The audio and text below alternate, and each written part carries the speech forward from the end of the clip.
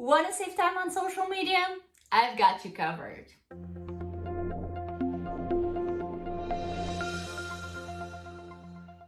Hey everyone, my name is Sylvia and welcome to my channel.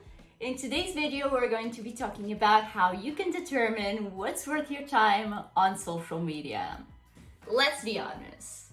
We all know social media can be a huge time suck sometimes. Some may even call it a big waste of time, but let's not go there quite yet. From scrolling through social media and calling it research to creating content that then turns out it doesn't perform well and you just wasted your time there. Likely, if you're watching this video, you've all been there and you're looking for a solution for that. So let's get on with the actual video. The first thing you gotta do if you're looking to save your precious time on social media is to check your analytics. I can't stress this enough. If you've never checked your analytics before on social, or if you've never taken them into consideration when creating your content, I really urge you to find an hour of your time today and go through it, analyze it, see what you can take from it, and then use that to create your next round of content, and then come back and thank me later.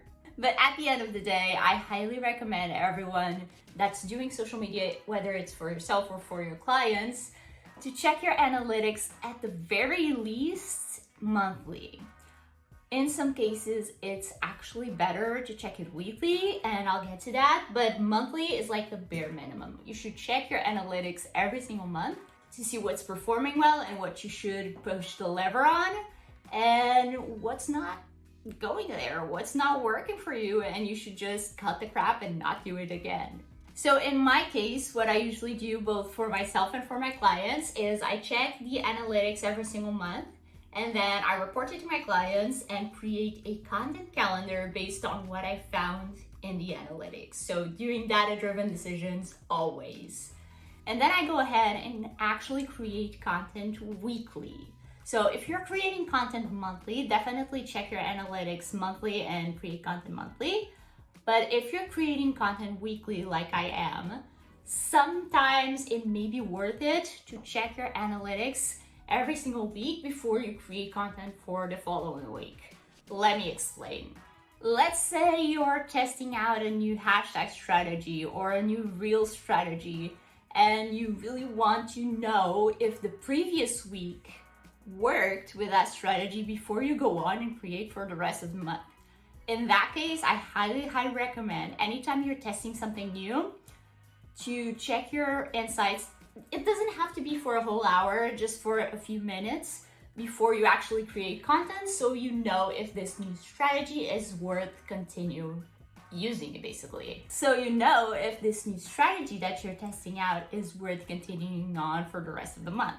But if you're not testing anything super new in that account, it's okay to check your analytics only once a month, either at the end of the month or at the end of the 30 days. What I usually do is I start the 30-day count, like when the day the client signs with me. So if they sign with me on the 15th, I check the analytics every single 15th, which also helps me not have reports due every single last of the month.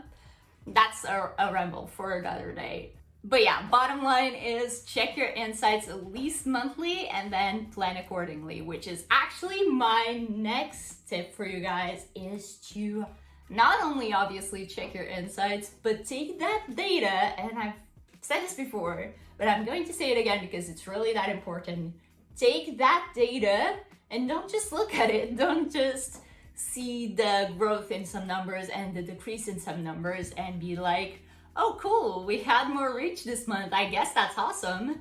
Make sure you do something with it. So let's say you've had more reach in reels, haven't we all? It may be interesting if you're doing, let's say, 3 reels a week for that client or for yourself, and if you're seeing reels working really well, it may be interesting for the following month to test 5 reels a week, for example. Or if you're seeing reels actually are decreasing for you this month, maybe push it down a little bit or try a different strategy. Maybe add hashtags. I know hashtags are changing a lot, so maybe try a new hashtag strategy, or try, I don't know, remixing different people's reels, or stuff like that. But make sure you're looking at the data, like I said, and making educated decisions, and not only just looking at it, seeing the pretty numbers and moving on.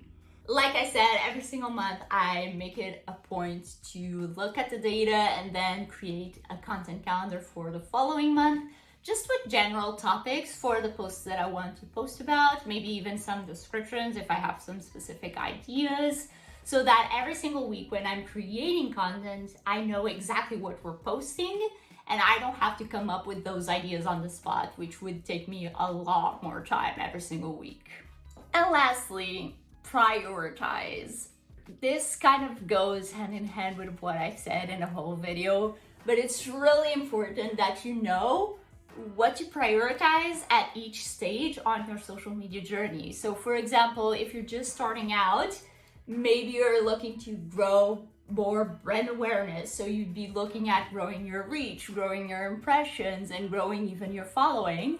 So maybe upping the Reels strategy would be a good idea in the beginning. And then once you have gathered a bit of a following and people know who you are, you may start implementing some promotional posts, some more shareable posts, educational content, and everything like that. Obviously, you can still do that in the beginning phase and do that within Reels. It would be really interesting to do promotional Reels and even educational Reels. I've seen a lot of those, and I've even done some myself that worked really well. But like I talked about in a previous video, and I'll have it linked in the description, it's really important to know what goals specifically you're working towards right now, so your attention is not super diluted and you're not trying to do every single thing at once. Because especially if you're a small business owner or if you are working with a small team, it's really important to know which things are worth your time right now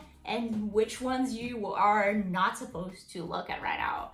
I know there's a lot of social media platforms. You can be on Instagram, you can be on LinkedIn, you can be on Twitter, you can be on Facebook and TikTok. It can be very, very overwhelming if you're trying to do it all at once.